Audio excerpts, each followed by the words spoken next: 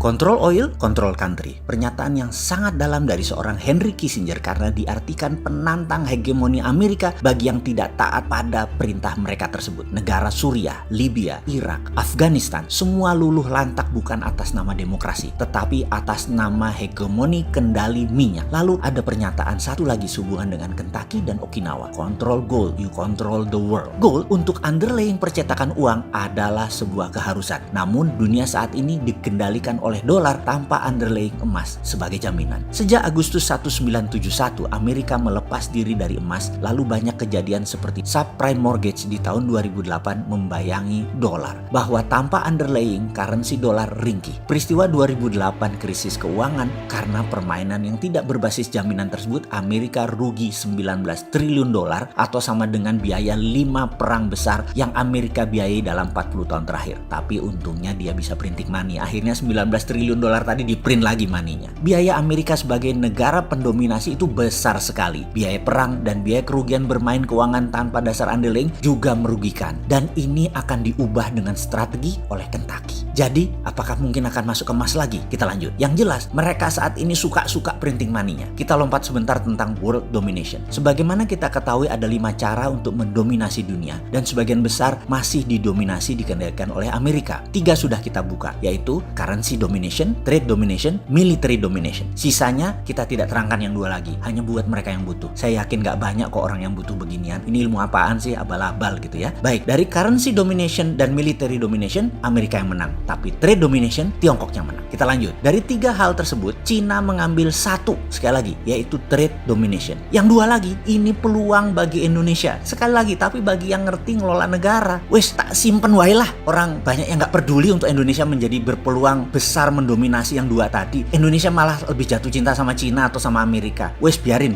Nanti yang 2 ini kita simpan aja buat nanti ya. Oke, kita lanjut. Kita bicara tentang currency domination lebih dalam lagi sekarang. Semua masih ingat kan di tahun 97-98 di mana serangan ekonomi hitman kepada pemerintahan Soeharto menyerang rupiah dari 2.700 ke 15.000 hanya dalam waktu 6 bulan. Indonesia rontok. Krisis moneter lalu menjadi krisis politik. Waktu itu, inilah hal yang dilakukan di Kentucky, yaitu melakukan simulasi hal ini. Amerika sedang melakukan simulasi mengantisipasi supaya dolar tidak menjadi seperti subprime mortgage lagi dan bagaimana saat ini bersamaan bisa menyerang sebuah negara. Nama simulasinya adalah currency warfare simulation. Anda akan tegang bagaimana simulasi itu mereka lakukan. Semua dengan perhitungan matematik yang sangat rinci, algoritma yang sangat jelimet. Mereka melakukan semua atas nama dollar reset value. Reset value ini dinaikkan, bisa diturunkan dolarnya. Jadi misalnya dalam ruangan tersebut ada 200 monitor lebih, setiap monitor ada nama negara, peta dan nilai kurs terhadap dolar saat itu. Lalu mesin kalkulasi dinyalakan. Naik 20% nilai dolar. Apa yang terjadi pada Amerika? Apa yang terjadi pada negara Tiongkok? Apa yang terjadi pada Indonesia? Lalu keluar warna hijau artinya aman, kuning artinya bahaya, orange artinya bahaya 2, merah artinya bahaya 3, hitam artinya fail atau collapse negara tersebut. Sekali lagi, dolar dicetak dan beredar, 70% uang kartal dolar tersebut beredar di luar homelandnya Amerika. Saat ini dolar dicetak tanpa underlying. Karena kalau berdasarkan deposito emas yang mereka miliki, maka nilai dolar yang dicetak sudah kelebihan 100 kali lipat nilainya dari saat ini. Jadi dolar currency-nya over value. Jadi dollar reset value adalah satu hal yang pasti dilakukan. Simulasinya banyak ragam di mana ketika saya hadir, yang mereka simulasikan adalah mereka menerbitkan dolar baru. Dolar jenis baru ini diterbitkan di mana dolar lama nilainya dipotong hingga 50%, didiskon hingga 50%. Skenarionya dolar baru tidak terlalu jauh over value-nya, yaitu hanya 20%, hanya 20 kali dari nilai depository emas dan bisa dengan cepat dinaikkan dengan strategi goldnya nilainya dinaikkan. Jadi, atau selain goldnya dinaikkan adalah cadangannya dinaikkan karena itu dia sangat berkonsentrasi untuk mengambil cadangan deposit emas atau tambangnya. Jadi kalau kita Indonesia memiliki cadangan devisa 120 billion dolar in one night, begitu dolar reset value dilakukan nilainya tinggal 60 billion, tinggal 50%. Menariknya ketika dihajar atau di-cut dengan 50% nilai dolar baru, Cina tidak rubuh. Cadangan devisa mereka Tiongkok walau ada dolarnya namun gold reserve-nya Cina kuat. Dunia akan kacau jika dolar reset value dilakukan adalah sekitar 9 bulan sampai keseimbangan ekonomi baru tercipta. Ada beberapa wilayah dunia yang akan lumpuh, ada yang tumpah darah, namun semua itu terukur. Simulasi kedua dolar baru diciptakan namun nilai dolar lamanya adalah 0. Amerika nilai dolarnya sama dengan nilai cadangan emas mereka. Efeknya dunia akan perang selama 5 tahun, kekacauan sistemik di mana-mana. Cina kolaps atau dalam dalam bahasa Lemhanasnya namanya fail state, negara gagal. Simulasi berikutnya adalah dolar di-cut 80%, tinggal 20%. Ternyata Cina lumpuh menjadi negara paria. Menariknya, Indonesia rupiah itu di level turun 20% atau dolar naik, sudah lampu kuning. Di level 30-40% oranye, di level 50% fail state, merah. Kalau rupiah dikuatkan atau dolar dilemahkan, 50% ditebas, Indonesia lampu oranye. Jadi Indonesia lebih rentan jika dolar dikuatkan daripada dilemahkan. Jangankan diterbitkan dolar nilai baru, dengan dolar lama dibawa ke harga 19.000 atau 20.000 bahkan, sudah oranye pemerintah Indonesia saat ini. Sekedar mengingatkan, yang goyang pemerintahannya, bukan negaranya loh ya. Itulah salah satu di antara banyak informasi yang saya dapat dari Kentucky. Saya berpikir hebat. Ratusan gambaran sekelebat melintas di kepala saya. Semua gambaran prasangka buruk. Kepala saya terbayang galian tambang yang dalamnya minus 4.000 meter ke bawah tanah di pedalaman Papua di tambang Grasberg. Saya terbayang Freeport. Kenapa Freeport masih dikontrol oleh minoritas sahamnya? Karena penting rupanya bagi Amerika. Dan bagi Indonesia yang penting kan dapat jeneng, dapat nama. Jenang fulus masih Amerika yang dapat. Salah satu simulasinya adalah karena cadangan emas tidak bisa bertambah dengan cepat. Harga emas dinaikkan nilainya saat ini ke 50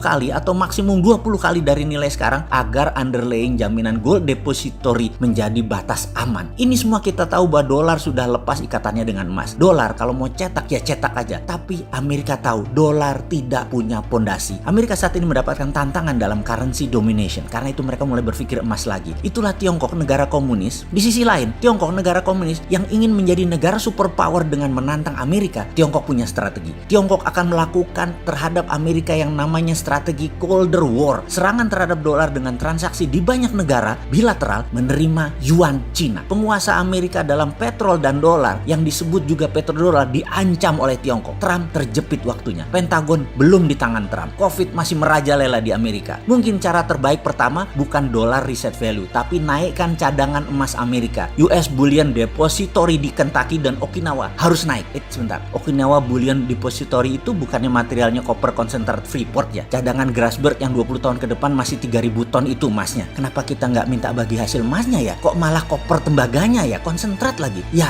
begitu dah.